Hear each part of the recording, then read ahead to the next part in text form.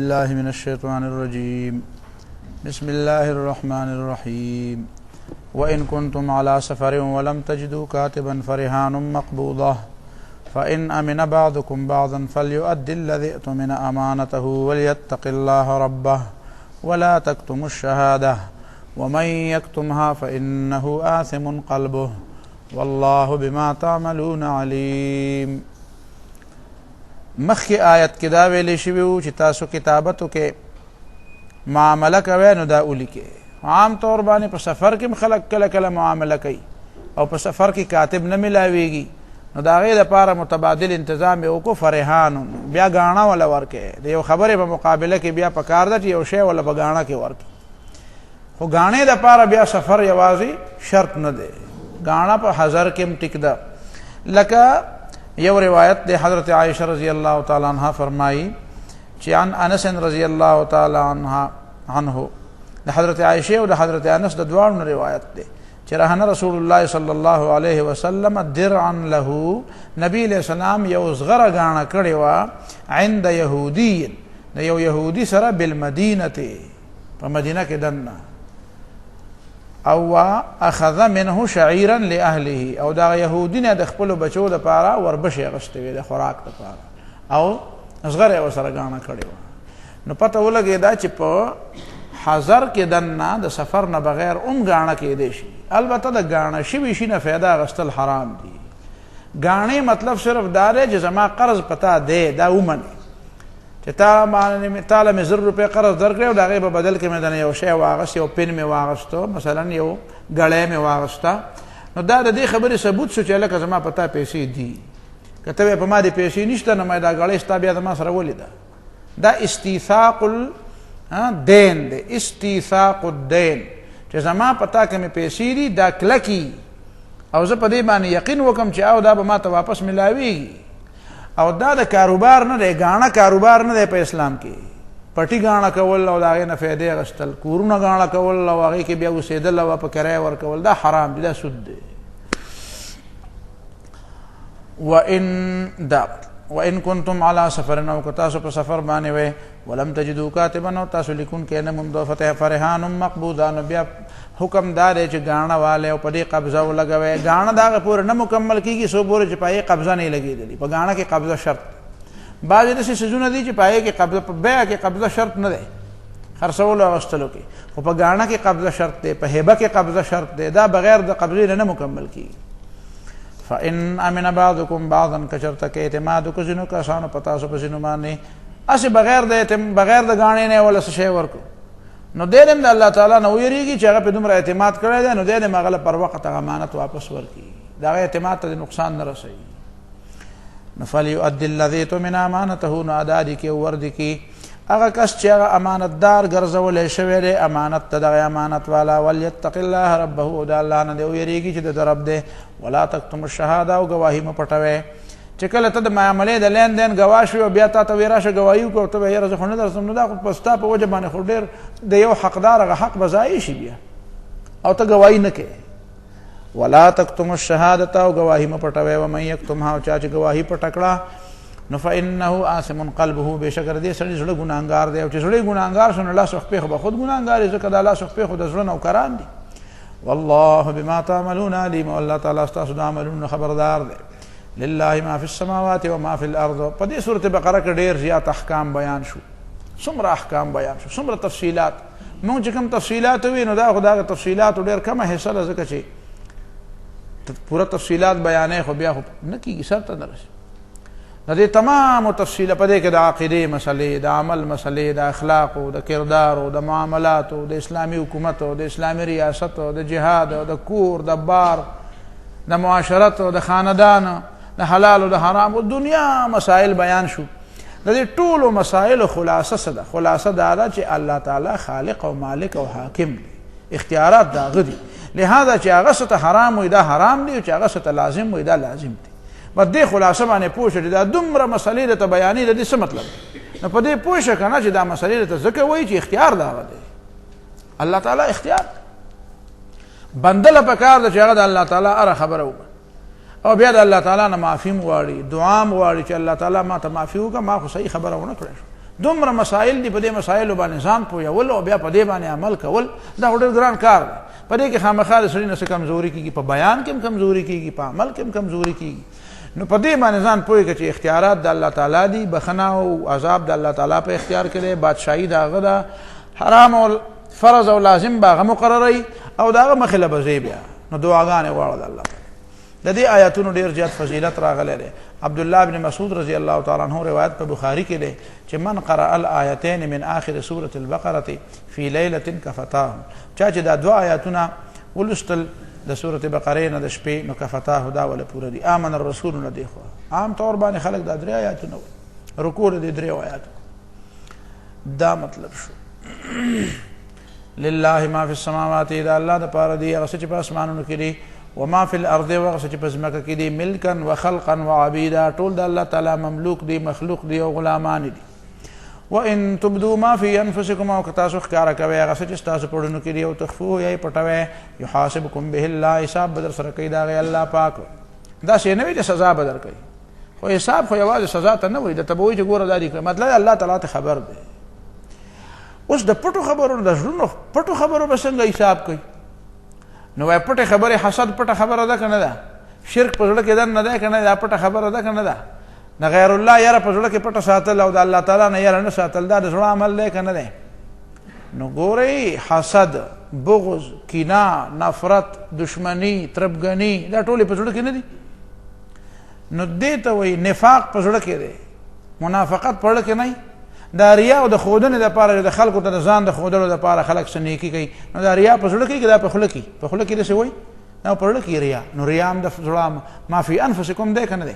نو په ریا او په منافقت باندې به حساب کتاب نه، سزا به پې نه. دارنګې حب الدنیا، د دنیا محبت دا د زړه شی دی که نه دی؟ نو په دې به حساب نه کېږي او په دې به سزا نه میلاویږي. کبر او غرور دا د زړه شی دی که نه دی؟ حرص د زړه شی دی که نه دی؟ حسد د زړه شی دی که نه دی؟ نو دا د زړه اعمال دي که نه؟ نو دا مه وایه چې په زړه کې دننه دي نو په دې به څنګه حساب؟ وان تبدوا ما فی انفسکم او تخفوه، چې تخکاره کوئ تاسو څه په زړه کې دي او څه چې پټوئ تاسو، یحاسبکم به الله، الله تعالی به سر په حساب کوي. نو فیغفر، چې حساب وکړي نو فیغفر لمن یشاء، وبخنه وکړي هغه چاته چې د هغه اراده شي، ویعذب من یشاء، او سزا به ورکړي هغه چاله چې د هغه اراده شي. په سزا ورکولو او په بخنه کې الله تعالی خود مختار دی، دا د چا په خوښه نه ده، دې کې به د چا نه تپوس نه کوي، دې کې به د چا اختیار نه چلیږي. والله على كل شيء قدير، الله تعالی پر سبحانه قدرت لرونکی دی. لوی نه لوی سړي لم سزا ورکولی شي او لوی نه لوی قوم لم عذاب ورکولی شي، لوی نه لوی تعداد کې افراد لهم سزا ورکولی شي. فدمدم عليهم ربهم بذنبهم فسواها ولا يخاف عقباها. الله تعالی د خبره د انجام نه یریږي، ما او تا د انجام نه یریږو چې که دله مې سپېړه ورکړه نو دی به م سپېړه راکوي بیا. الله تعالی وی زما دا پروا نشته. والله على كل شيء قدير. هر چاله مغفرت او بخنه او جنت ورکوي نو دام ورکولی شي، څه کم نه دي ورسره. او د چاله سزا ورکوي نو هغه له سزا ورکوي، د چا نه یریږي نه. آمن الرسول بما انزل الیه من ربه والمؤمنون، ایمان راوړو پیغمبرانو په څه باندې چې نازل شو دي ته طرفه د رب د دین او ټول ایماندار ایمان راوړی دی. کل آمن بالله، ټول ایمان راوړو په الله باندې، و ملائکته او د الله په ملائکو، و کتبه او د الله په کتابونو، و رسله او د الله په پیغمبرانو. لا نفرق بین احد من رسله، داسې وی قائلینا معتقدین چې دا عقیده وه په ټولو پیغمبرانو ایمانو او دا عقیده وه چې لا نفرق بین احد من رسله، جدایي نه راولي په مابین د یو تن د پیغمبرانو کې. ټول د الله پیغمبران دي چې الله کم پیغمبر را لېږلی دی نو بس موږ په ایمان دی، څه به پېژنو څه به نه پېژنو، خو عقیده هم دا ده. وقالو سمعنا واطعنا، او دی وایي خبره م واورېده او خبره منو. غفرانک، تا نه معافي غواړو، ربنا ای زمونږ ربه، و الیک المصیر، او تا طرف ته واپسي ده. تا نه ځکه معافي غواړو چې تا طرف ته به درځو، ګناهونه معاف کړه. لا یکلف الله نفسا الا وسعها، مطالبه نه کوي الله تعالی د یو تن نه مګر د هغه د وس همرا. وسع وسع پښتو کې مته موږ وس وایو. لا یکلف الله، مطالبه نه کوي الله تعالی نفسا د یو تن الا وسعها، مگر د هغه د وس همرا.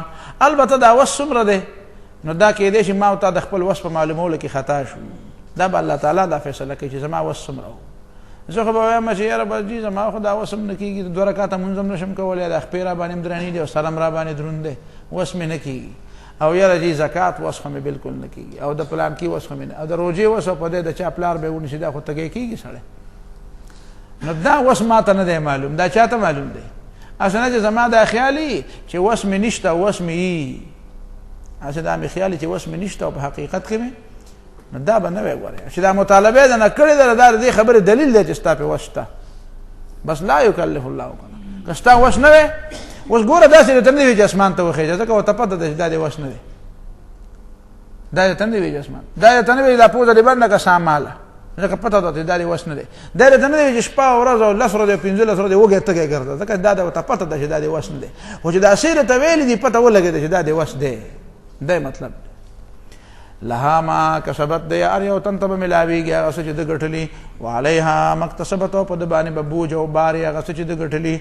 په دې علیها کې دا اکتسبت کې لږه اضافه راله ځکه چې ګناه هغه ګناه ده چې سړی ښه په قصد او په اراده وکړي او وروسته خو پکې د غلطۍ خبره هم ده خو د هغې هم یو وجه ده ربنا دا سوایه چې ای زمونږ ربه لا تؤاخذنا مونږ منیسې ان نسینا او اخطانا که مونږ نه هیر شي او یا مونږ خطا شو نو ته به وایې چې دا خو په حدیث کې راغلی دي چې زما د امت نه رفع عن امتي الخطا والنسیان چې خطا شي او یا تیر شي نو دا په دې نه نیولی کېږي نو بیا د دعا څه معنا ده چې ای زمونږ ربه منیسه که زمونږ نه هیر شي او مونږ خطا شو وایي ییر هم 2 قسمه دي او خطا هم 2 قسمه دي یو ییر هغه دی چې د سړي غفلت پکې شامل او یو هغه ییر دی چې سړي غفلت پکې شامل نه وي چې چاته ووایې چې هلکه پوره په 1 بجه راشه بلکل چې 1 منټ نه مخکې او نه وروسته 1000 روپۍ به دله انعام درکړه نو په ایمان یې ووایې د هغه نه دا یېرېږي او چې ورته وایې په 1 بجه راشه او کولر به درته در په شا کړم د چینې نه به اوبه راوړې نو دا ته یېرېږي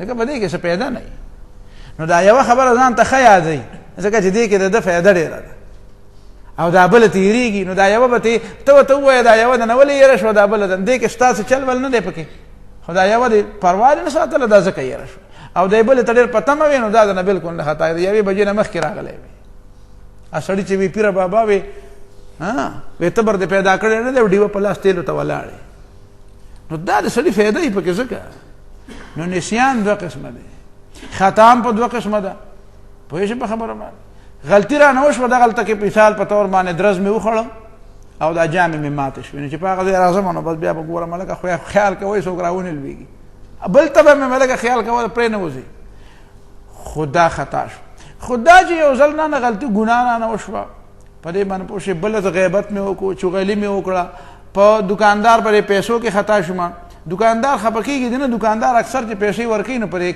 کمې ورکړي چېرته داسې به ډېر کم شوي چې زیاتې ورکړي وایي یاره خطا شوم نو ما ورته یو ځل ویم ته چې همیشه خطا کېږي نو کمې ورکوي یو ځل هم خطا نه شوې چې ډېرې دې ورکړې دا ولې دا به همسې چلي دا چل وله ورځي نو دا خطا کېدل هم 2 قسمه دي که نه پوهېږې په خبره کم خطایي چې ستا نه داسې خطایي وشوه چې هغې کې ستا ته د دنیا نقصان نه و نو هغه خطایي هم هېره شي او چې کومه خطایي داسې وشوه چې په هغې کې د دنیا نقصان و نو سړي ته ښه یاد دی نو په دې یو خطایي باندې نیول شته او په دې بله نشته په دې یو نیر باندې نیول شته او په دې بل نشته ته پې ښه پوهېږې او ځان دې هسې ناغرضه کړی دی دا مطلب ربنا اے زمونږ ربه لا تؤاخذنا مونږ منیسې ان نسینا که مونږ نه خطا شي که مونږ نه هیر شي او اخطانا یا رانه خطا شي ربنا اے زمونږ ربه ولا تحمل علینا اسرا او مرا شی په مونږ باندې مرا بار کې په مونږ باندې اسرن بوجونه او ګرانې ګرانې مطالبې کما حملته علی الذین من قبلنا څنګه چې دې بار کړی وې په کسانو چې زمونږ نه مخکې وو لکه بني اسرائیلو ته چې وایي چې د سخي د عبادت نه به توبه له قبلېږي چې یو بل مړه کوي نو یا الله تعالی داسې احکام مونږ له مه راکوه دا خو ډېر ګران کار دی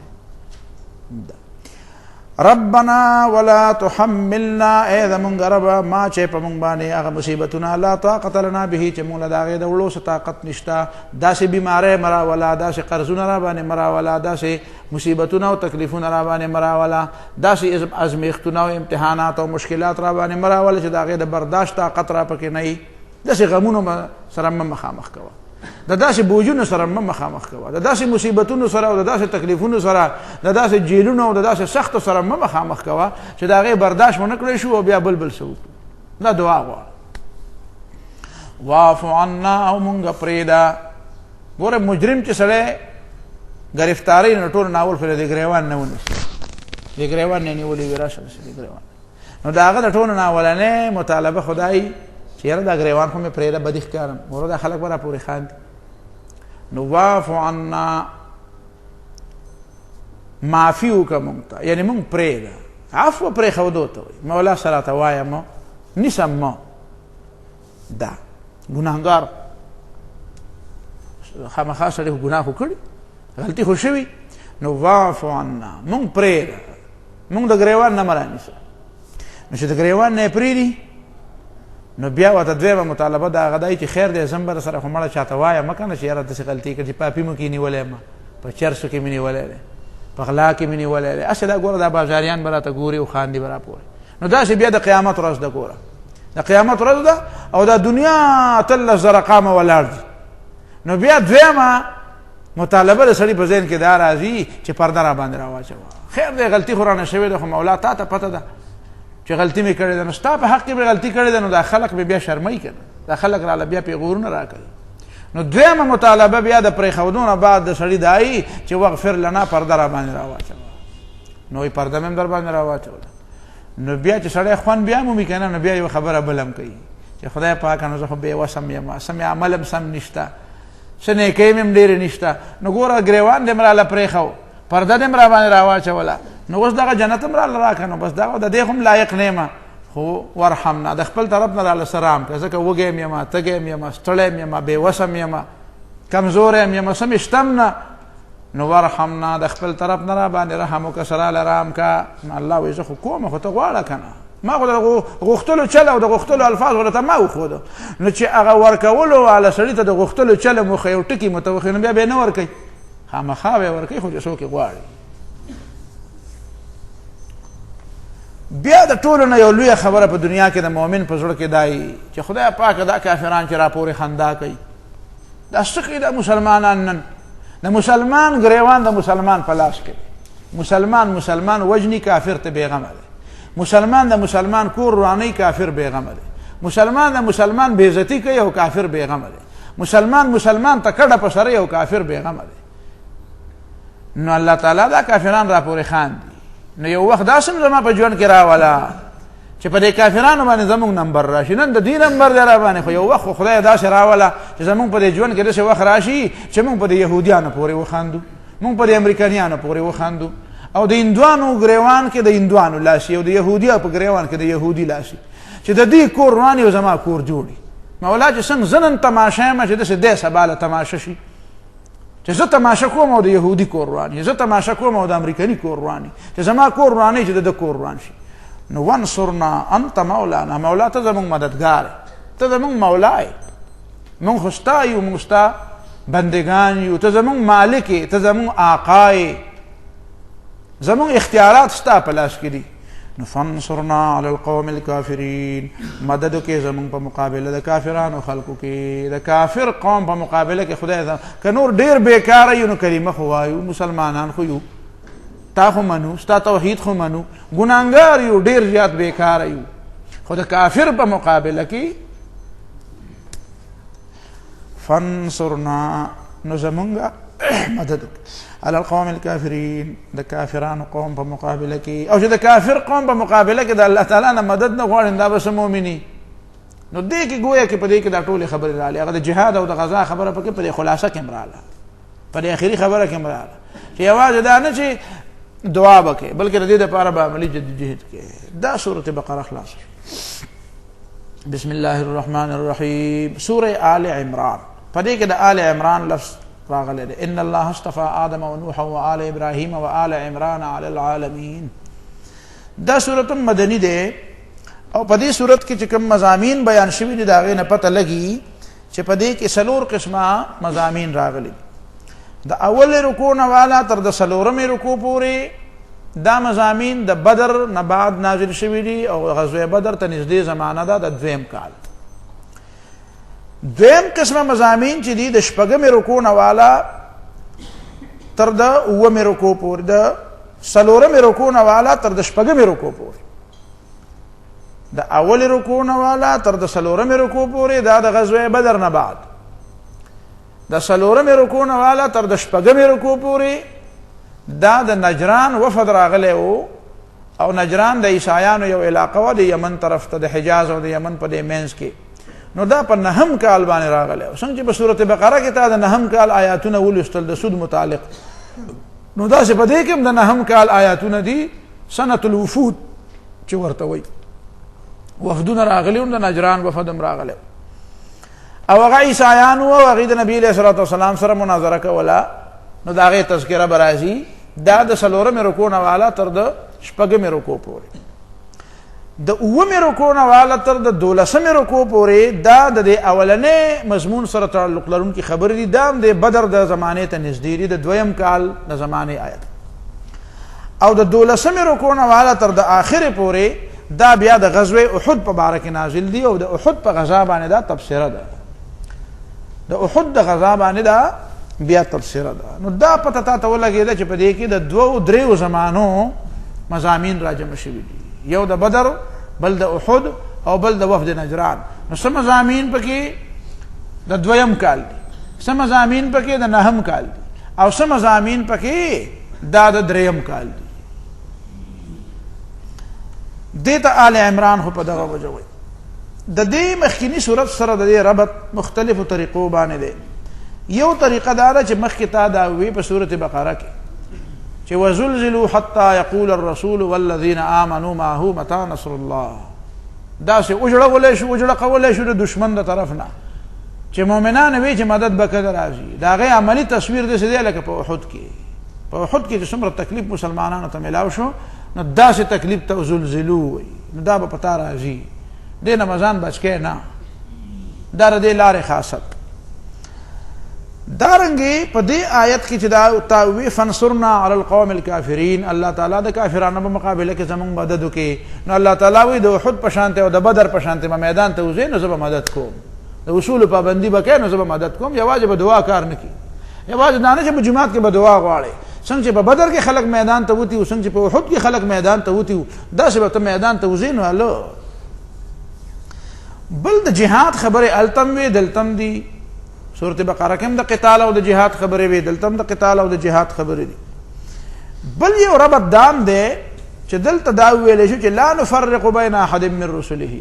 دا الله تعالی په پیغمبرانو کې به داسې نه کوي چې سبا منو سبا نه منو. او دلته په سورۃ آل عمران کې به ته وایي چې ګوره وته کنه مؤمن فرق نه کوي او عیسائی فرق کوي. عیسائی عیسی علیه السلام منی او محمد صلی الله علیه وسلم نه منی. ته ګوره ته د لا نفرقو نه منی، دی به کې دا فرق کوي. دی وایي چې زما د بني اسرائیل کوم پیغمبر دی اما نه مو زما نه دی نه منم. نو دا د هغې د دې تفریق خبره شوه. دې نه علاوه یو بل ربط تا تمام مخکې په سورۃ بقره کې ویلی و، هغه دا چې په سورې فاتحه کې غیر المغضوب علیهم ولا الضالین په دې اختتام شوه. نو مغضوب علیهم یهودو، نو د یهودو سره زیات تعلق لرونکي آیتونه په سورۃ بقره کې راغلي. او بل ضالین دي. نو د دې ضالین نه اولنې مصداق د دې عیسایان دي. د دې نه علاوه نور خلق مصداق شته، خدای اولنې مصداق. نو دا غي سره تعلق لرونکي آیاتونه دا د وفد نجران سره چې کوم خبرې دي د دې چې لګیا دی عیسی علیه السلام د خدای په باره کې خبر کې خدا گمراه دي. گمراه په دې دلیل وسره نشته، وای خدای یوم دی او دریم دی. نو دا څنګه غلطه خبره کوي؟ اگر چې په دې صورت کې باقاعده د يهودو په باره کې خبرې هم راغلي دي، لیکن د دې زیاته حصہ د عیسایانو په باره کې ده. د دې صورت چې کوم مضامین دي نو داغه اجمالی خاکه دا چې په دې کې اهل کتاب ته خطاب ده، څنګه چې مخکې صورت کې اهل کتاب ته خطاب، بیا په دې کې د هغوی په بد اخلاقو باندې دي ته تنبیحات دي چې د یهودو چې کومې غلطۍ وي او د هغوی بد اخلاقۍ وي او که د عیسایانو کومې بد اخلاقۍ او غلطۍ وي نو هغه به قرآن دې ته ور په ګوته کړي چې ستاسو دا غلطیانې. او مسلمانانو ته به وایي چې اوس چونکې تاسو ته پته ولګېده په صورت بقره کې چې قبله بدله شوه نو امامت تاسو ته میلاو شو، نو ګوره چې په کوم قوم امام وي نو په هغې کې ګوره داسې غلطۍ ډېرې بدې ښکاري، تاسو اوس ډېر مقتدایان یې، پیشوایان یې، تاسو د دنیا رهنمایان یې، نو د هغې غلطو نه ځان بچ کړئ چې کومې غلطۍ په یهودیانو په عیسایانو کې راغلې وي او د هغې په وجه هغې د دنیا د امامت نه معزول شو. اصل نه چې هغه غلطۍ تاسو په ځان کې را پیدا کړئ. نو مسلمانانو ته به د اخلاقیات و تعلیم او په دې کې مسلمانانو دپاره بیا مزید هدایات او مؤمنانو ته مزید هدایات دا بم پکې راشي.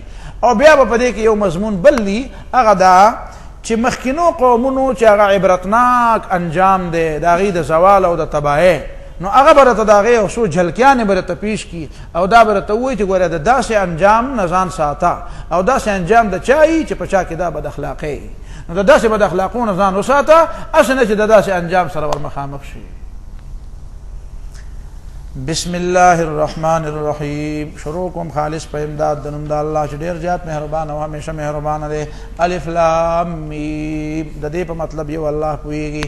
الله لا اله الا هو. الله چې دی نشته بل معبود مگر دغه یو الله دی. الحی ہمیشہ ژوند دی. القیوم انتظام کوونکی دی د خپل مخلوق په خپله. القائم بتدبیر خلقه بنفسه د خپل کائنات او د خپل مخلوق انتظام په خپل باندې کوي، چاته محتاج نه دی.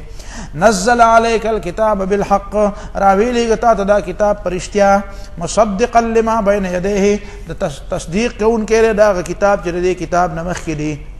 وانزل التوراة والانجیل. او رالیږلی او د دې نه مخکې تورات او انجیل. تورات د موجوده بایبل کې چې کوم عهدنامه قدیم ده چې هغې ته اولډ ټسټمنټ وایي، عهدنامه، دا ټول تورات نه دی. تورات په دې کې دننه څه شی دی، په دې کې خو څه د موسی علیه الصلاة والسلام تاریخ هم دی، لکه دا کتاب د احبارو، ګنتی او خروج او استثناء، دا څلور بابونه اولني چې دي دا خو د موسی علیه الصلاة والسلام تاریخ دی په دې کې. دینه بعد چې کومې خبرې دي نو په هغې کې هم څه د موسی علیه السلام خبرې دي، څه پکې د ربیینو خپلو خبرې دي. دا خو د موسی علیه السلام د وفات نه ډېره موده بعد چې کله د بابل د اسیرۍ نه دا یهودیان را واپس شو، حضرت عزیر علیه السلام ته بیا تورات لږ یادو، نو دوی را جمع شو او دوی د موسی علیه السلام هغه تعلیمات او د تورات هغه 10 احکام چې په تختو باندې لیکلي شوي وو دی را جمع کړو او د دې نه یو کتاب جوړ. نو دا خو په سلونه کاله بعد ډېره موده بعد دا بیا مرتب شوی. لہذا په دغه ځای کې د مرتبینو خپلې خبرې هم کړي دي، خو په دې کې د الله تعالی هغه خبرې هم ځای په ځای ښکاري چې کوم ځای کې وایي موسی علیه السلام وایي چې الله تعالی داسې وایي، د الله تعالی دا حکم دی، نو هغه ځای کې سړي ته پته لګي چې دې ځای کې دا د الله تعالی هغه خبره ده. ورنه په دې کې خو د انسانانو خبرې او د موسی علیه السلام خبرې او د الله تعالی خبرې هر څه ګډوډ شوي دي. دارنګې انجیل دی. انجیل هم د عیسی علیه السلام په زمانه کې خو نه دی مرتب، دا اوس چې کوم یوحنا دی او لوقا دی او مرقس دی او دا انجیلونه دي، اناجیل اربعه چې ورته وایي، نو دا هم وروستو خلکو مرتب کړي دي. نو په دې کې هم چې کله د انجیل هغه مصنف دا وایي چې عیسی علیه السلام داسې ووایي د الله تعالی د طرف نه، نو دغه به پکې د الله تعالی خبره او نور خو به دې کې د عیسی علیه السلام هغه تاریخ هم دی. البته په دې انجیلونو کې یو انجیل چې د برناباس کوم انجیل دی نو هغه ډېر زیات مستند هم دی او هغې باندې به چېرته یو ځل څه لږه غوندې خبره وروستو رام شي په صورت صف کې انشاءالله العزیز. نو هغه پته به ولګي چې هغه د دې عیسایانو ډېر زیات بدې شي، نو په هغې کې لګوي د عیسی علیه السلام تعلیمات لږ په واضح انداز کې دي او د نبي علیه السلام په باره کې پیشنګویي پکې هم لږه په واضح انداز کې ده. تورات او انجیل هم الله تعالی را لېږلي. تورات څه معنا ده؟ نو دا پته نه لګي چې دا خو اصل لغت د کومې ژبې دی، خو په عربۍ ژبه کې چې د دې معنا راځي نو ورا یري اصل کې د یو شي نه اور ایستل، ورا وور. حاجي په انګریزۍ کې جنګ ته وور وایي، موږ وار وایو که نه، دا زموږ لفظ اکثر خطا وي. حاجي وار، واټر، هغې واټر نه وایي، واټر وایي، او وار ته وار نه وایي، وور ورته وور، لکه ته به وایي دا صفا پښتو وایي، وور وایي وور یې بل کړه، نو هغې هم جنګ ته وور وایي. خبره باندې پوه شوه؟ نو ورا یری تورات معنا ضیا، رڼا پکې چې ته اور ولګې نو رڼا وشي، په دې وجه ورته وایي. انجیل کېدی شي د انجیلیون نه اخیستی شوی، په یوناني ژبه کې انجیلیون ښایسته زیري ته وایي، البشر الحسنه، ښایسته زیری، نو دا دې ته وایي. چا وایي نجل دې ته وایي چې د ځمکې په سر باندې اوبه راښکاره شي، نو مطلب دا دی چې دلته پټې پټې د علمونو او د حکمتونو څخه خزانې وي او دا د ځمکې د سر ته راغلي، دې وجه نه به ورته انجیل وایي. وانزل التوراة والانجیل من قبل هدى للناس. او رالیږلی تورات او انجیل د دې نه مخکې دا هدایت د خلکو دپاره د هغه زمانې. وانزل الفرقان، اوس فرقان نازل کړ قرآن. ان الذين كفروا بآيات الله، بېشکه کسان چې انکار کړي د الله د آیاتونو نه، لهم عذاب شدید، دې دپاره سخت عذاب دی. والله عزیز ذو انتقام، اللہ تعالیٰ غالب و بدل غستو والا دے. ان اللہ لا يخفى علیہ شیء فی الارض ولا فی السماء، دا اللہ تعالیٰ نے نپٹی کی سشے نہ پزما کے نہ په اسمان کے. کائنات دا اللہ تعالیٰ په مخ کی کلاو دی پرداغ دی. هو الذی یصورکم فی الارحام کیف یشاء، اللہ تعالیٰ غزات تے چې تاسو له شکل درکې پر رحمونو د میندو کې څنګه چې دا غیر اراده شي. بس دا څنګه چې دا انسانانو دا شکلونه پیدا دي، دا چا په خوخه نه دي پیدا، د مور په خوخه نه دي پیدا، د پلار په خوخه نه دي پیدا، د خاندان په وجه نه په خوخه نه دي پیدا، دا د الله تعالی اختیار دی. بعض حضرات دا ویل دي چې دا مخکینی آیاتونه چې دي نو دا د وفد نجران د پاره یو قسم له مقدمه غونته کوم ده، چې اشارات پکې دي چې د دې نه دا پته لګي چې ګوره دا خلک به سوالونه کوي. لکه مثلا دا خبره ان الله لا يخفى عليه شيء، دا الله تعالی نه سپټ نه دي. عیسی علیه السلام ته ولې ارسخ کارو نه، او الله تعالی ته ارسخ کارو دي. ته څنګه وایي چې عیسی علیه السلام د خدای سره شریک دي؟ بیا هو الذی یصورکم فی الارحام، الله تعالی غزاد د تاسو له د مور په رحمونو کې شکل درکې. نو چې د مور په رحم کې شکل مومي، خوراک مومي، دا څنګه خدای کې دی شي؟ عیسی علیه السلام هم اخر د یو مور نه پیدا وکړ، نو دا هغه مور په خېټه کې هغه ته الله تعالی یو شکل ورکړ، هغه ته خوراک الته ورکړ، هغه ته سمودال ته ژوند ورکړ. نو دا څنګه خدای کې دی شي چې هغه یو انسان ته محتاج دی، هغه بل چا ته محتاج دی چې هغه ول یو شکل ورکړي؟ نو داسې ولې وایي چې عیسی علیه السلام دا د خدای سره په خدای کې شریک دی؟ هغه هم اخر د نور انسانانو غوندې د یو مور نه پیدا دی. نو دا پکې اشارات. لا اله الا هو، نشته بل معبود او خالق مالک مگر دغه یو الله دی. العزیز غالب دی، الحکیم حکمت والا دی. هو الذی انزل علیک الکتاب، یو بل اشاره چې په قرآن مجید کې دوه قسمه آیاتونه دي، یو ته محکمات وي بل ته متشابهات وي. محکمات او متشابهات د دې خو ډېرې معنی دي، خو صحیح خبره دا ده چې اول په خبره ځان پوه کړي نو بیا به په دې هم پوه شي چې د محکمات او د متشابهاتو مطلب څه دی او دا ولې راغلی دي. کله کله قرآن ټول محکم دی، حاجی قرآن ته ټول احکمت آیاته ثم فصلت، ټول قرآن ته محکم وي. کله ټول قرآن ته متشابه وي، کتابا متشابهه مثانیه تقشعر منه. کله وي منه آیات محکمات او منه اخر متشابهات. نو چې ټول ته محکم وي دا غي معنا دار چې په دې کتاب په بل کتاب ناراضي، چې ټول ته متشابه وي دا غي معنا دار چې دې مضامین د یو بل سره همرنګ دي، یو مضمون د بل مضمون سره تړلې ده، هر خبره د بل خبره سره تړلې ده، یو خبره به د بل خبره نه جدا کې نه. مونږ کې کرو جنې سي که حلال کاروبار کې دا به د ایمان د مسلې نه تاوی را تاوی، دا به جدا کې نه، د دې هر خبره د بل خبره سره تړلې ده. نو په دې معنی خو چې کله وي ځینې محکمات دي او ځینې متشابهات دي، نو د دې بنیادی وجه دا ده چې په لنډو الفاظو کې په دومره ځان پوهې کا چې الله تعالی دا کتاب خو د هدایت دپاره را لېږلی دی. په دې کې بنیادی طور باندې خو دا احکام بیان شوي دي چې څه د مسلمان دپاره جایز دي او څه ناجایز دي، څه حرام دي او څه حلال دي، څه د هدایت خبرې دي او څه د ګمراهۍ خبرې دي. نو دې ته وایي محکمات. لیکن چونکې دا کتاب داسې کتاب دی چې دې د بعضې هغه څیزونو نه هم بحث کړی دی، د هغې خبرو نه هم بحث کړی دی چې کوم د انسان د عقل او د پوهې او د ده د مزاج او د ده د پوهنچ نه او د رینج نه بهر دي. د اسمانونو نه بحث کوي، جنت ورته وایي، جهنم ورته وایي، قیامت ورته یادوي، د قبر خبرې ورته کوي، روحاني خبرې ورته کوي، د ملایکو خبرې ورته کوي، د مستقبل خبرې ورته کوي، د الله تعالی د ذات او د صفاتو نه بحث کوي. دا خبرې د انسان د رینج نه بهر دي، د په عقل کې دا خبرې پوره نه راځي. لہذا قرآن دا خبرې په داسې انداز کې کوي چې دا د انسان د ذهن ته لږې رانږدې شي.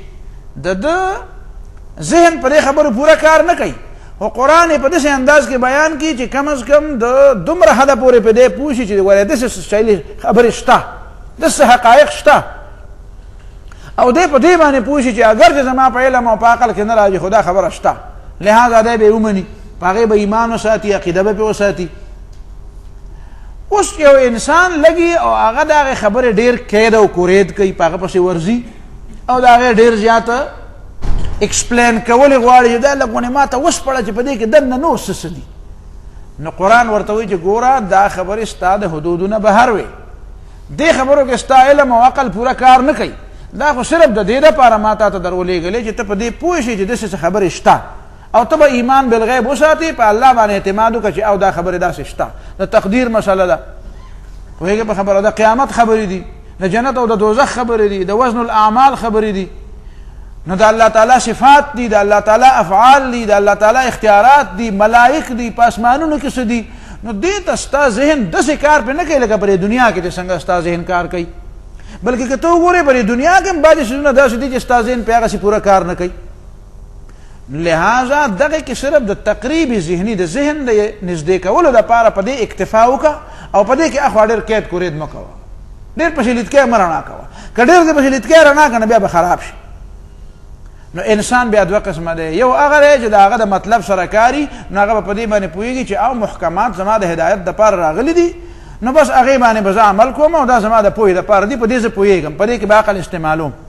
لیکن متشابهات چې دي هغه صرف د ایمان دپاره دي، بس هغې کې به خو ډېر قید کورید نه کوم. خو چې کوم بدعمل او بدکردار او بدطینت او بنیت خلک دی، ګمراه دي او نور خلک هم ګمراه کوي، هغه به محکمات په ځای پرېږدي او په دې متشابهاتو کې به چغچې لګول شروع کړي، په خپله به هم ګمراه شي، نور خلک به هم ګمراه کړي. نو دا یې سیده واضحه خبره ده. او د دې په نسبت باندې دې کائناتو ته ګوره، تا ته په دې کائناتو کې هم پته لګي، ډېر کائناتو کې ډېر څه دي چې تا ته د هغې پته نه. ځینې څیزونه داسې دي چې ستا په علم او په پوهې کې راځي، دا فصلونه چې څه کېږي، دا اوبه، دا اور، دا څه چې کېږي، دا ستا په علم کې راځي. خو په دې کائناتو کې بعضې نورې داسې فیصلې کېږي چې د هغې نه سړی خبر نه وي، د سړي په اختیار کې هم نه وي. او سړی کله سوکړه راځي، کله ډېر بارانونه راځي، کله طوفانونه راځي، کله واورې کېږي او کله ډېرې نه کېږي، داسې چلي. نو بس هن ام الکتاب و اخر متشابهات. څه عملونه د دې کائناتو کې او څه خبرې په دې کائناتو کې، څه افعال او اقوال داسې دي چې په یې سړی نه پوهېږي او په څه باندې پوهېږي. ستا په دې وجود کې هم داسې دي، دا لاسونه خپې ته داسې خوځولی شي. خو زه که تا ته ووایم چې ستا دې زړه له حرکت ورکړه او یا لږ ساعت د یوه سیکنډ دپاره بند کړه، نو ته نشي د زړه حرکت نشي بندولی، د ګردې دا نشي بندولی، د پړپوس دا نشي بندولی، د هغه په حرکت کې تبدیلي نشي راوستی، د کلمو په کار کې تبدیلي نشي راوستی، د تریخي په کار کې تبدیلي نشي راوستی، د اینې په کار کې تبدیلي نشي راوستی. څه کارونه داسې دي چې ستا په دې وجود کې دننه دي خو ستا د اختیار نه بهر، او څه کارونه ستا په دې وجود کې دننه دي خو ته پرې پوهېږې هم او په دې انساني جسم باندې د اوسه پورې تحقیق روان دی، چا سرته ورسو او دی له ماله لګیا دی د نورو متشابهاتو تحقیق کوي. پرېږده، تا د اوسه پورې د خپل ځان دا پوره نه کړه، په مسله ورسېنې که ونه رسېږي.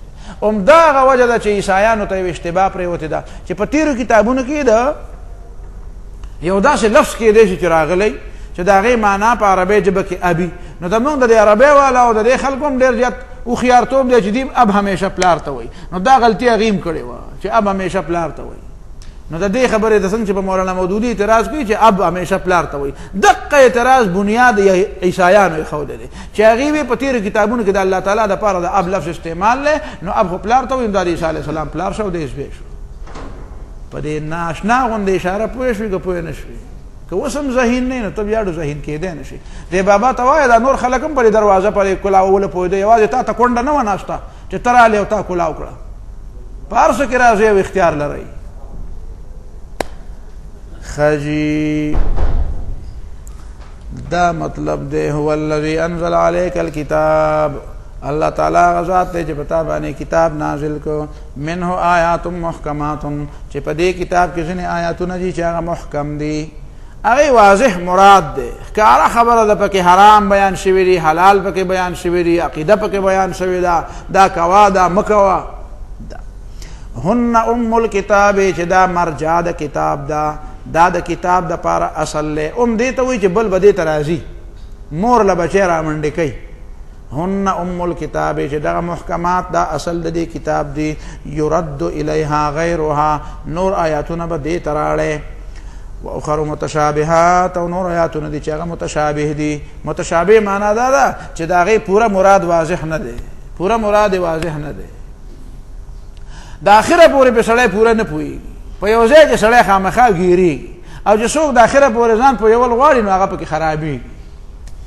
فاما الذین فی قلوبهم زیغ، پس هغه کسان چې د هغې په زړونو کې کوږوالی دی، فیتبعون، دوی ورپسې کېږي دا ما په هغه څه پسې تشابه منه ابتغاء الفتنة وابتغاء تاویله، ما تشابه منه چې متشابه وي په دې کتاب کې. ولې پسې ورپسې؟ ابتغاء الفتنة، د پاره د لټولو د خلکو د ګمراه کولو، د خلکو د ګمراه کولو لارې لټوي چې خلک به څنګه ګمراه کومه.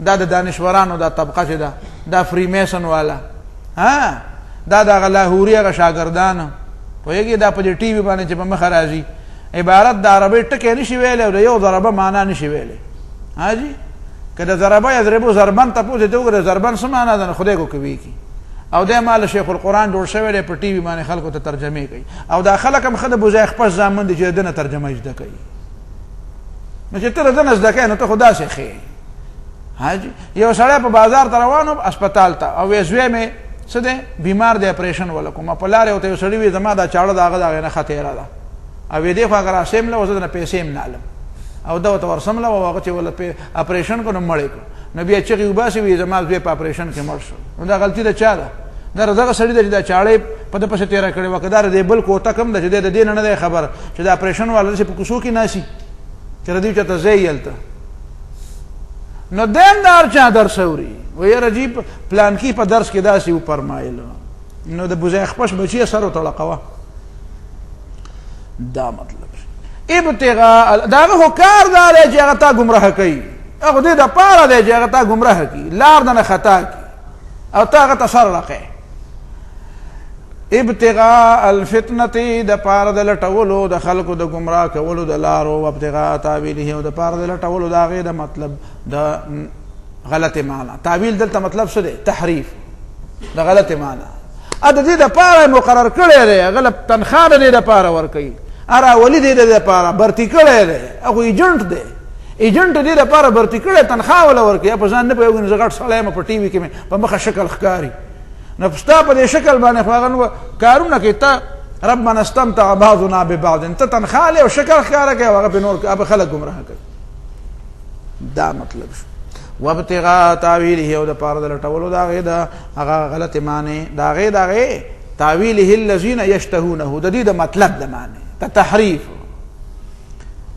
وما يعلم تعويله الا الله او دغه آیاتونو په صحیح مطلب نه پويږي مگر الله پاک دې پورې خبره ختم شوه ها پويږي په خبره باندې فالذي عليه الاكثر انه مقطوع عما قبله تفسیر قرطبي وایي بس په دې ځمانه به ودرېږي الا الله خبره ختم شوه الله نه بغیر به بل څوک نه پويږي والراسخون في العلم او چې کوم جوور علم والدي يقولون غيداوي آمنا به من پدیار سبان ایمان راوړل کله من عند ربنا سچدي زمون در رب د طرف نه دي کوم په پويګو کنه پويګو کله اخره پورې به پويګو کو پرې منځ کې په نه پويګو خدا زمون در رب د طرف نه امتحان کوي را دا وما يذكر الا اولو الالباب ونسيتنا قبل مگر خاوندان د مغزو لب مزغو ته وي چې د چا په کوپړې کې مازغي او چې په کوپړې کې خاصنه او مازغي په فریمیسن خرڅ کړي نو دا په نه پوي ربنا لا تزغ قلوبنا او دا سوای چې څوک راسخین فی العلم دی جوور علم والدی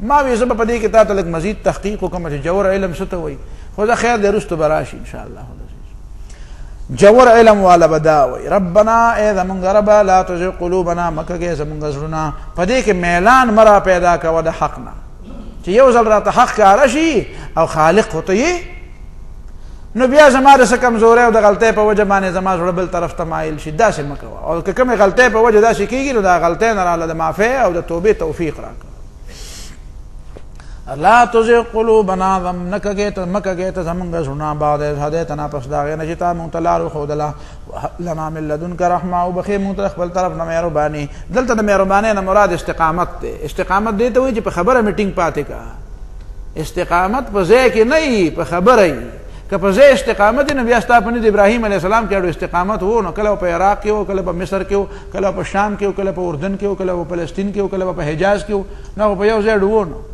نبی اتاړو ابراهيم عليه السلام ته بیا استقامت ویل عالم کې استقامت د ټول نه بهترین نمونه ابراهيم عليه السلام نو په ځای کې ناسو دا کو تک شاه خدای خبر د دماغو کې سدینو د ارس معنی بدلی ارچا د ارس معنی بدلی د استقامت معنی بدل استقامت څه ته وایي د ایمان په خبره ټینګې دوته وایي کله خو به کله پاتې کیږي او کله انك انت الوهاب بشکت بخون کې ربنا اذا من رب انك جامع الناس بشکت جمع کون کې دخل کو لیو من غبرت تعالی ر بفی ابتدائی پرات لو کې شک نشته ولی به شک نشته لکه په قیامت کې ځکه چې الله وعده کړی ده او ان الله لا يخلف الميعاد الله تعالی مخالفت د وعده نه کوي ان الذين كفروا بشکا کسان چې کافران دي توحید نه مني پیغمبر نه مني لن تغني عنهم اموالهم بچپن کې دین مالونه دي ولا اولادهم ولا اولاد دي من الله د عذاب د الله نشيان شي د په خپل مال او اولاد ډیر نازيږي، په ډله ټپله، په منبرې مشرې، په وزارت او په کرسي، په هدا، په امیره،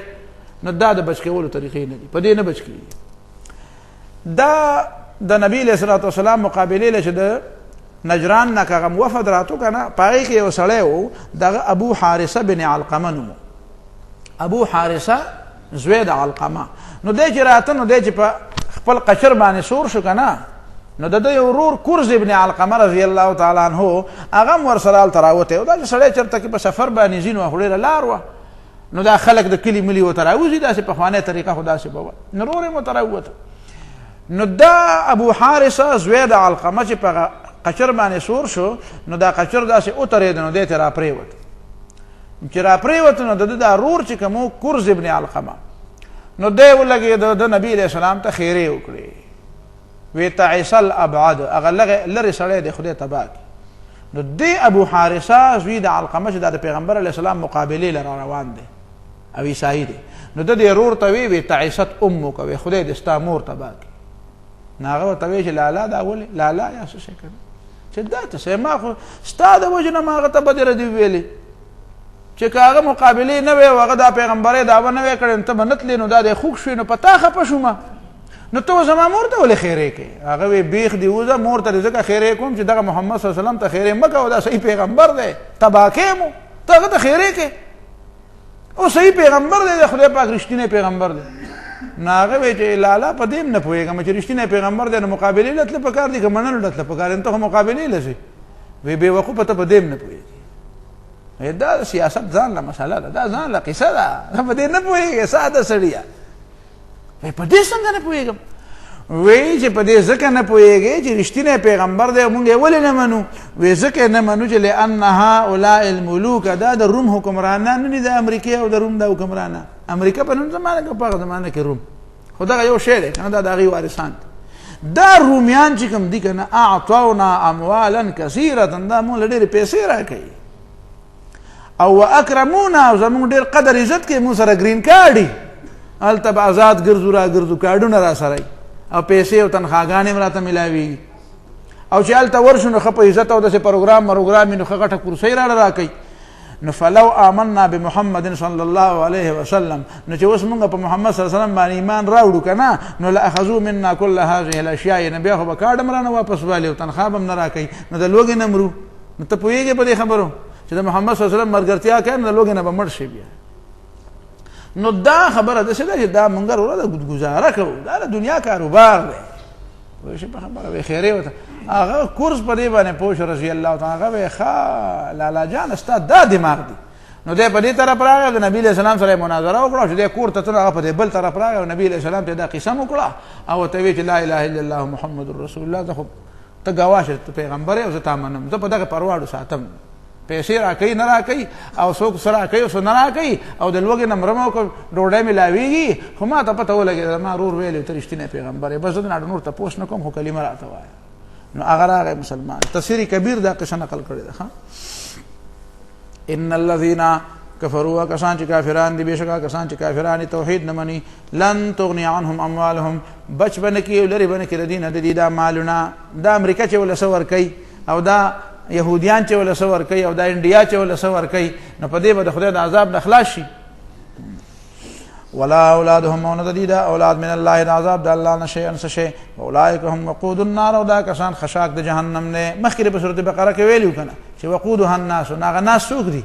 امداد كدأب آل فرعون، حالت دي پشان فرعونیان دي، والذین من قبلهم، او دا کسان چې د فرعونیانو مخکې کذبوا بآیاتنا، دي دروغجن کړي زموږ آیاتونه، فاخذهم الله بذنوبهم، الله تعالی ونیول د دې په ګناهونو باندې، د دې د ګناهونو په وجه ونیول، والله شدید العقاب، والله تعالی سخت عذاب ولده.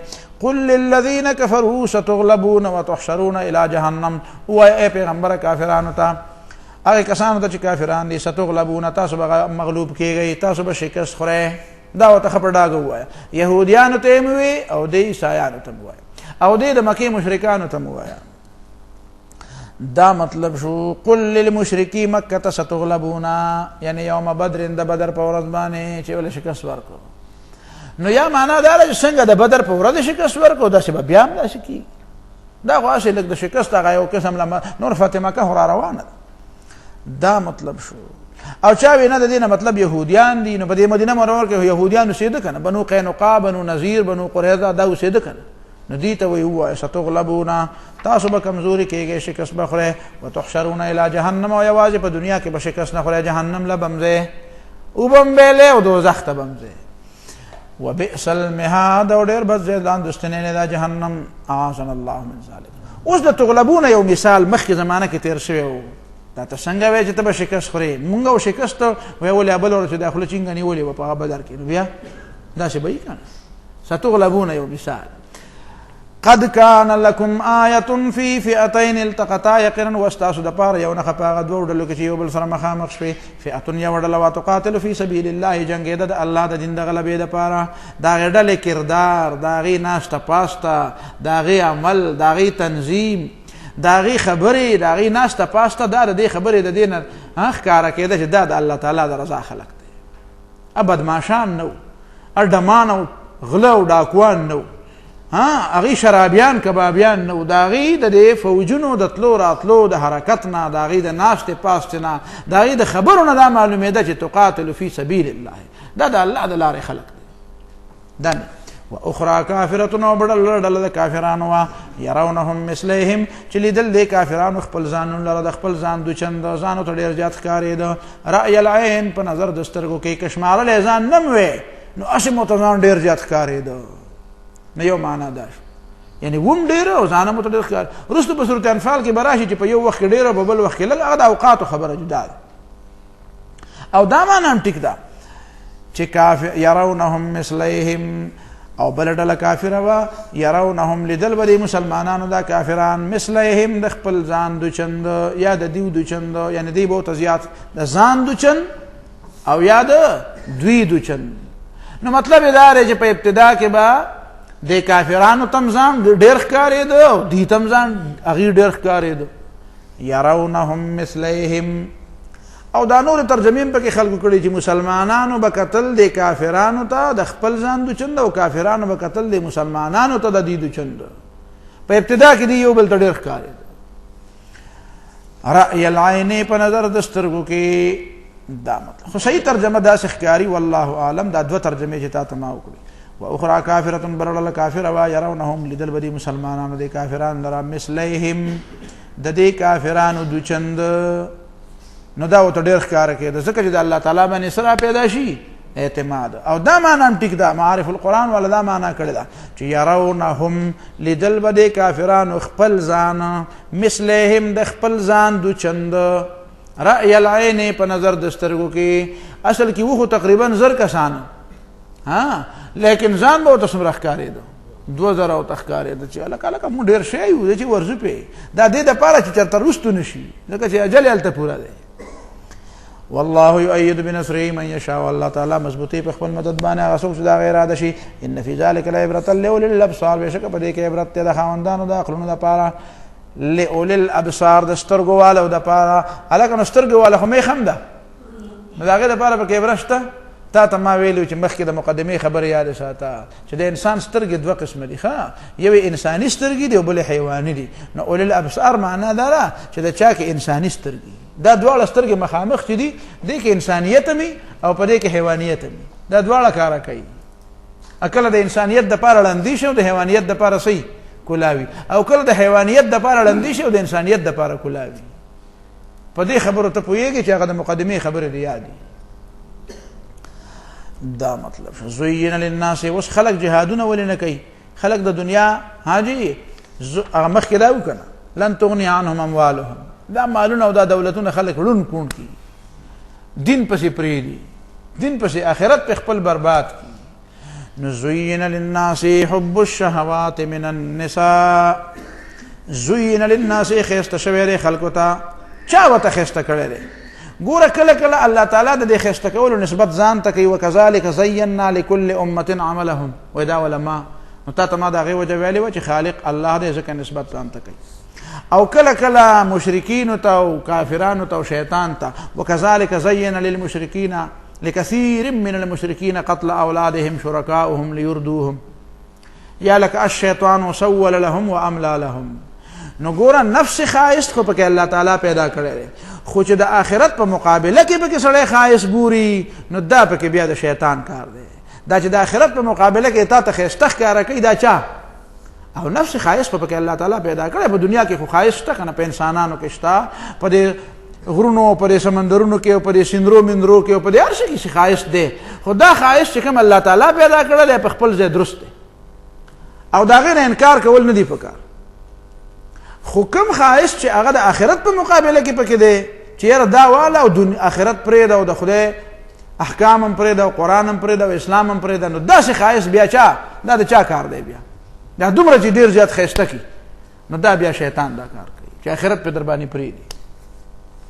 زین للناس حب الشهوات، ښایسته شوی دی انسانانو ته مینه د خوندورو څیزونو چې هغه من النساء، چې هغه ښځې دي. د ټولو نه اول خو چې سړی نو هغه د ټولو نه اول توجه ښځو طرف ته راځي، نو دا ورته ښایسته ښکاري. نو چې دا په ناجایزه طریقه تا ته ښایسته کېږي نو دا د شیطان کار دی. او چې په جایزه طریقه نو پیغمبرانو خو هم بیبیانې وي او یو او دوی نه وي، د نبي علیه صلات وسلام هم ډېرې وي، د نور پیغمبرانو هم ډېرې. نو دا بیا چې په حدودو کې دن نه نو دا بیا د شیطان نه دی، بیا د اسلام طریقه ده. بیا خو تا ته ما وی چې هغه چې دا د آخرت په مقابله کې شي او د شیطان یې په طریقه باندې شي نو دا بیا د شیطان اغوا ده. او چې بیا واده وشي نو بیا د هغې نه بعد بیا ارمان یې څه چې زامن مې وشوی نو والبنینا، چې هغه زامن چې زامن یې وشي نو بیا دې ته فکر راشي چې هلکه دا خو به سبا له سکول ته ځي، دا په ښه سکول کې داخلول غواړي او دله خو بیا جامې په کار دی او د خو به جیب خرچ لګي او دا خو به بیا چېرته کې که نه تعلیم باندې به خرچ لګي او نو بیا و یاره لکه پیسې ګټل په کار دي. نو والقناطیر المقنطرة، او هغه خزانې المقنطرة چې هغه ډېرې دي. قناطیر مقنطره معنا غټې غټې خزانې، قنطار ډېر لوی مال، المال الجزیل. ابن کثیر وایي ځینې خلکو پکې تحدید کړی دی چې دومره به یو دومره خو مثال دی. والقناطیر المقنطرة، او ډېرې غټې غټې خزانې. من الذهب، دا ډېر مالونه. من الذهب، د سرو زرونه، والفضة، او د سپینو زرونه. نن سبا هم خلک سره او سپین جمع کوي که نه؟ په دې کاغذونو خو کله کله تباهي هم راځي، سره او سپین جمع کوي، دا ښه دي، دا سره پیالي، دا ولې ګراني؟ بحران راغی هلته په امریکا کې نو د نوټونو باندې د خلکو اعتماد ختم شو، په ډالر اعتماد ختم شو. زمونږ پیسه خو د ډالر سره نتي کړې وه، بس د دې په دې باندې خلکو فورا توجه سونې ته پیدا شو، هلکه دا سونه را پیدا کوي، هلکه پیسې د سره دي سونه والې، ځکه چې که ډالر سبا له غرق شي مونږ به غرق شو. نو سونه لاړه دا کومه نه کوم ځای ته ورسېده. دا ولې؟ دا دغه چلو اوس هم دغه چل دی. من الذهب والفضة، سره او سپین. والخیل المسومة، یو چې پیسې راشي نو بیا یاره جي یو غواګۍ په کار ده او ډاټسن په کار دی او جیپ په کار دی، ګاډۍ په کار دی. هغه زمانه کې اسونه. والخیل المسومة، یو هغه اسونه چې هغه کره اسونه دي، مسومه چې نشاندار دي یعنی کره دي. والانعام، او چې د دین هم پسې بیا زبردست یاره دا وړو بحران کله کله راځي او دا وړه کله نه میلاوېږي، یاره د خپل پټي غنم ښي او بیا خاص کر چې د خپل پټي هغه داسې چې دا سره پکې هم د بازاري نه وي. په دې باندې پوه شئ په دې یورپ کې دوه قسمه څیزونه میلاوېږي، یو باندې لیکلي ارګانیک او په بل لیکلي نان ارګانیک، یعنی یو په ډیراني سره باندې شوي او بل په دې بازاري سره باندې. یا په ډیراني سره چې شوي نو ګران، هغې ته ارګانیک. نو دا بیا ویل که خپل پټی په کار دی، ډیراني سره به وله ورکو او د خپل پټي غنم به خورو. دا مطلب من العام، څاروي به میخه به وساتو، یاره د میخې دا شملې ډېرې پزدهداري، دا شوده او پی شوده څنګه د شوده ټینګي که نه، زبردست ماسته به ترې کوو. دا تصورات بیا جوړ شي. والانعام والحرث، او څاروي، او چې څاروی پیدا شي نو بیا به ولګایا په کوم دی نه په پټی په کار دی ولکه. ذالک متاع الحیات الدنیا، دا ټول سامان د دې موجوده ژوند دی. نو داسې نه وایي چې مې را پیدا کوه، جایز را پیدا که، خو د آخرت په مقابله کې ماله، ځکه چې والله عنده حسن المآب، د الله تعالی سره ډېر غوره ځای د واپسۍ دی، د الله تعالی سره ډېر غوره ځای جنت. خیال ساته. قل ورته ووایه او نبئکم بخیر من ذلکم، ولې تاسو خبر کم په غوره باندې د دې ارسنا چې د دې نه ډېر زیات غوره للذین اتقوا، دا کسان دپاره چې اتقوا عند ربهم، چې یریږي د خپل رب په خوا کې، چې یریږي د خپل رب نه. نو عند ربهم، للذین اتقوا د متقیانو دپاره، عند ربهم د خپل رب په خوا کې جنات باغونه دي، تجري من تحتها الانهار، چې بهیږي به لاندې د ورونو د هغې نه، ولي خالدین فیها، همیشه به پکې اوسېږي. وازواج مطهرة، او بیبیانې به یې چې پاکې به یي.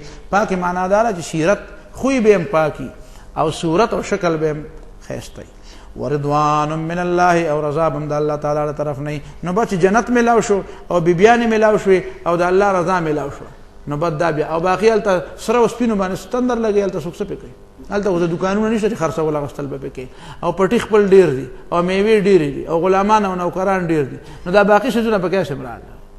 خو صرف دغه دوه درې خبرې د الله تعالی رضا پکار ده او جنت پکار ده او په جنت کې بهترین مرګري پکار ده. الله دې متراکي. والله بصير بالعباد، والله تعالی خبردار دے بندگانوں نا. الذين اللہ تعالی صحیح بندگان غدی یقولون چوای ربنا اننا آمنا، اے زمون رب بے شک مونږ ایمان راوړو، فاغفر لنا ذنوبنا، نمو تما معفو کا پردرا واچو زمون په ګناونو باندې مونږ معفو کا ګناونو، وقنا عذاب النار، او بچ کا مونږ عذاب جهنم نا. الصابرین دا کسان دي چې دې صبر کوونکي دي، صبر کوا نو د صبر په نتیجه کې برته خیسته میوه ملاويږي. الصابرین چې دې صبر کوونکي دي په مشکلاتو کې، په مصیبتونو کې او د جنگ په وخت کې. والصادقین او رښتینی دي، والقانتین او عاجزي کوونکي دي، والمنفقین او خرچي کوونکي دي، والمستغفرین بالاسحار او د پېشمنی په وخت کې او د سبحان په وخت کې، سحر په وخت کې، سحر د پېشمنی دا ټیم. والمستغفرین او د الله نه بخنه غوښتونکي دي، بالاسحار د سباونو په وخت کې. د سبا په وخت کې دا بخنه غوښتل چې دي کنه دا ډېر اهم کار دی. پوهیږي په خبره باندې کنه.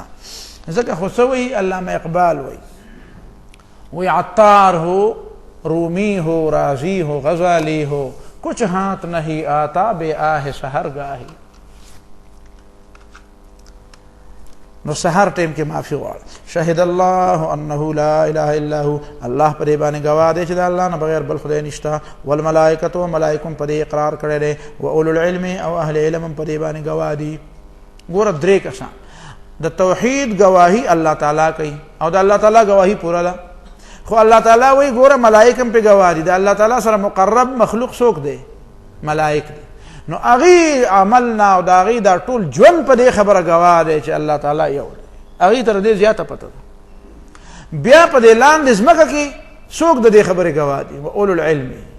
دی وجنه علماء لیکلي قرطبي فی هذه الايه دلیل، په دې آیت کې دلیل دی علی فضل العلم و شرف العلماء، چې علم ډېر لوی شی دی او اهل علم ډېر عزتمن خلق دی. فإنه لو كان أحد أشرف من العلماء لقرنهم الله باسمه واسم ملائكته. کدا الله په مخلوق کې د علماء او ډېر قدرمن بل څوک وي نو د ملائکو او د خپل نوم سره به دا غي نوم ټل کړي وي، نو دا ډېر لوی خبره، دا ډېر لوی فضیلت. دا مطلب شو قائما بالقسط چې الله تعالی ولار دې په انصاف. لا اله الا هو، دا الله نه بغیر بل خدای نشته. العزیز غالب دې، الحکیم حکمت والده. ان الدین عند الله الاسلام، بشک صحیح طریقه د ژوند د الله په نسبانه الاسلام او اسلام دې. هر پیغمبر د اسلام دعوت پیش کړی دی او د ژوند تیرولو صحیح طریقه د الله تعالی په نسبانه دغه د الله تعالی تابعداري ده. نو دا په خوا خلکو بیا د يهودیت او نصرانیت د کوم نه را پیدا کوي، دا زديان وکړي زديان. وما اختلف الذين اوتوا الكتاب، او اختلاف نو کړیا کسانو چې ایت ورکړ شو کتابو، الا من بعد ما جاءهم العلم، مگر پس دا نه چا ایت علم راغی، بغيا بينهم، د وجد زد نه په خپل منځ کې، دا د زد په وجه دا ډلې جوړ شوې، دا زديانو کار دی. ومن يكفر بآيات الله، او څوک چې انکار کوي د الله د آیاتونو نه، فإن الله سریع الحساب، نو بشک الله تعالی د عذاب به ورکوي او الله تعالی زر حساب کوونکی دی چې کله اراده لري حساب وکړي. فإن حاجوک، کدا خلق بیا امتا سره باس کوي نو دا خواص لګیا دي، بیا د دې مازغه به خرابي. فقل تورتوایا اسلمت وجهي لله، ما خدان سپارلې الله ته، ما مخ سپارلې الله ته، او لا سو خپل چاته سپارلې نجی مخ نه مراد ذات دی. نو دا خو د قرآن طریقه ده، دلته بس وي صرف مخ مې دا الله تسپارلې. اسلمت وجهي لله، ما سپارلې ځان الله ته. ومن اتبعنا، څوک چې زما مرګري دي دیم ځان الله تعالی تسپارلې. وقل للذين اوتوا الكتاب، او یا کسانو ته چې کتاب ورکړی شوی دی، والاميين او د امیانو ته وایا اسلمتم ولتاسم ځان سپارې الله ته، که پارټۍ ته ډلې ته ځان سپارې، که امیر او فقیر او حمیر او بل شي بلا ته ځان سپارې، څه شي ته ځان سپارې. اسلمتم دی توایا ولتاسو الله ته ځان سپارې. نو فإن اسلموا، قدیم الله ته ځان سپارو، فقد اهتدوا، نو سملار بیا موندا. او کنه پارټۍ او ډلې او فرقې او ګروپونه او امیر او حمیر او فقیر ته ځان سپارو نو غرق دي ګرځي. وان تولوا، کوم خوالو دا الله د سپارلو نه، دا الله ته ځان سپارلو نه، فانما عليك البلاغ، بشک پتا باندې صرف رسول دی.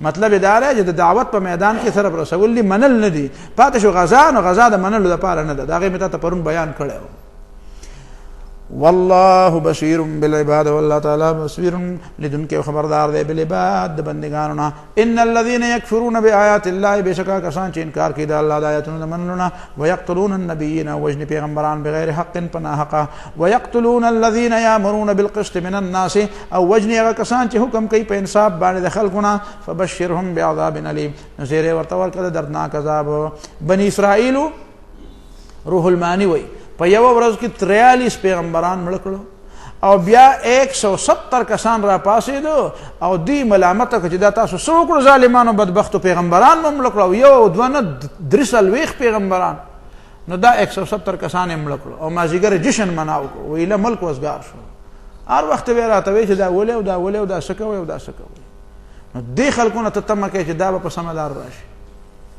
فبشرهم بعذاب أليم زير وركديت دردناك عذاب أولئك الذين دا بدبخت خلق دي حبطت أعمالهم چې برباد دي أعمال في الدنيا والآخرة په دنیا او په آخرت کې س اعمال به ایسا سے لکای بڑا خیر علاقی خواص برباد لګیا دي هندوستړ او خدای ناراض هندوستړ او خدای ناراض حبطت اعمالهم برباد دي عملنا في الدنيا والاخره په دنیا او په آخرت کې وما لهم من ناصرين ونبري پر مددګارانو الم تر الذين ولتنغوريا کسانو ته اوتو نصيبا من الكتاب چې ورکړل شوی دي ته یو حصہ کتاب نه يدعون الى كتاب الله چې دی را بل لیکي د الله تعالی کتاب تعالی يحكم بينهم چې الله دا کتاب د دې په منځ کې فیصله وکي ثم يتولى فريق منهم بیا واپس کیږي یو ډله د دوی نه وهم مورزون او دی همیشه مخ اړون کړي دا نبی علیہ الصلوۃ والسلام قرطبی وی یوزل رسول الله صلی الله علیه وسلم دخل بیت المدرس د دیغه مندر د کسب الاده غسلوتی غ د عبادت غ کور ته ورننوت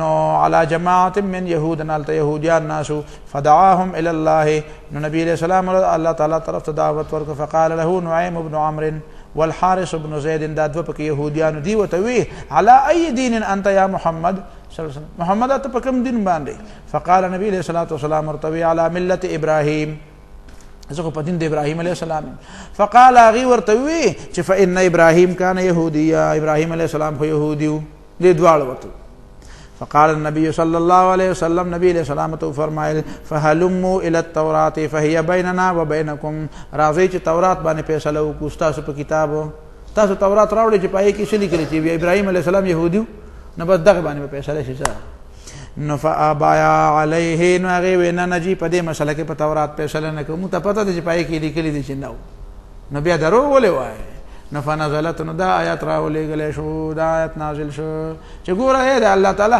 حکم کتاب باندې چې قرآن خدا بدبخت نه مني او چې تورات مني په هغه فیصله نه کوي نو ته دنه د قرآن نه منلو ستمه کوي ذلك بانهم دا دمر خبر دی ولکی دمر زړه ور ولدي بانهم قالوا چې د دې دا عقیده دا قالوا معنا په خلیم وي خدای صدا عقیده دا چې لن تمسنا النار بالکل نرسیږي مونږ ته ور د جهنم الا ايام معدودات مگر یو سور دي شمیرو وغرهم في دينهم ما كانوا يفترون او دوکه کړ دي لره په دین کې هغه خبرو چې دي د ځان جوړې کړې وي ګوره خبرې د ځان جوړې کړې وي او دا غي نبی جوړ شو دین د دې خلکو دا دین څه دی او ملنګان دی خوبونه دی او تعویذ او الته خبره او دلته خبره دا قیل او قلنا او دا شنیدم او گفتن دا د سمې اوریدلې دی او د خلکو وی او د خبره کې دا چې راجمه کې دا کوبه کو سندربه کو راجمه کې د دین دین جوړ نور چې خو لټه نو بد بنگلو بار دی یو داس دی ورور چې کم ځای دی نه بل پکې سنۍ بیا وغرهم دغه يهود طریقه